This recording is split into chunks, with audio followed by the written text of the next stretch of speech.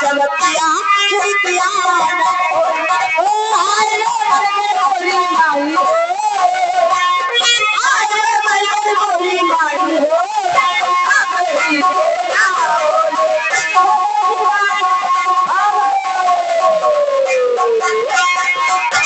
ये हमारे फिर वही छाया हुआ नाम बाबू प्रधान जी महादेवा की तरफ से ये 200 रुपया तुम दोनों मिलने के लिए पर्सनल इनाम। दादा ये गाना पूरा करो भाई। 100 रुपया तुम्हारे लिए और 100 रुपया श्री देवी के लिए। अच्छा 12 बजे सुनो सैया भी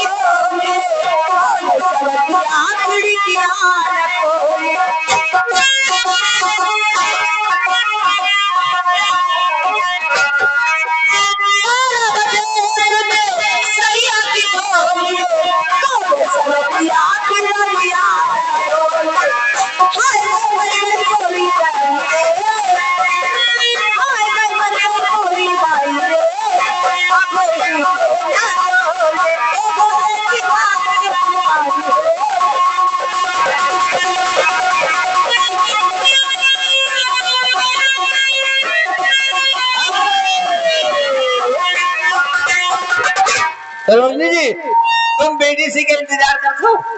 अरे प्रधान के उधर में वो सामने इन्हें करिए राय जी। गाना पूरा करो।